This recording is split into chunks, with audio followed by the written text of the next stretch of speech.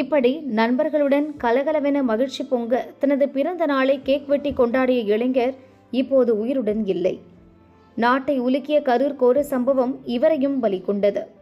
இப்போது இளைஞரின் பின்னணி தகவல் வெளியாகி நெஞ்சை நொறுக்கி போட்டுள்ளது.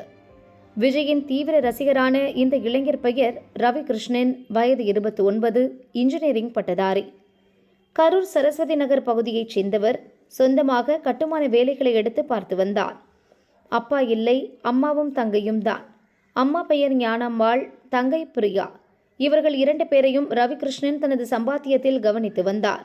கல்யாண வயது வந்ததால் ரவிகிருஷ்ணனுக்கு சமீபத்தில் தான் வரன் பார்த்தனர்.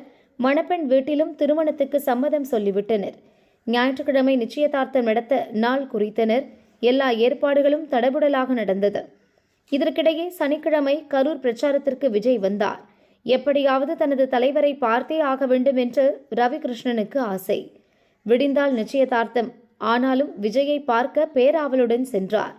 எதிர்பாராத விதமாக நெரிசல் ஏற்பட்டது. அதில் சிக்கி ரவிகிருஷ்ணனும் மரணமடைந்தார்.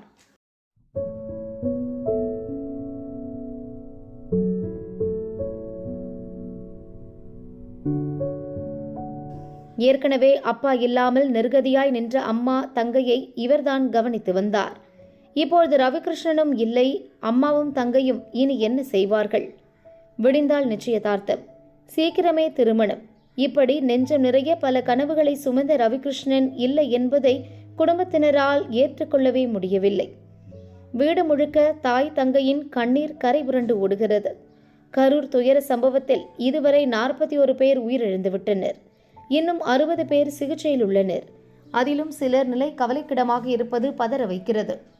குடும்ப தலைவனையும் அந்த பொறுப்பை ஏற்ற மகனையும் இழந்து இடிந்து நிற்கும் குடும்பத்துக்கு அரசியல் தலைவர்களும் ஆர்வலர்களும் ஆறுதல் கூறி வருகின்றனர். அந்த வகையில் மத்திய நிதி அமைச்சர் நிர்மலா சீதாராமனும் நேரில் வந்து ஆறுதல் கூறினார்.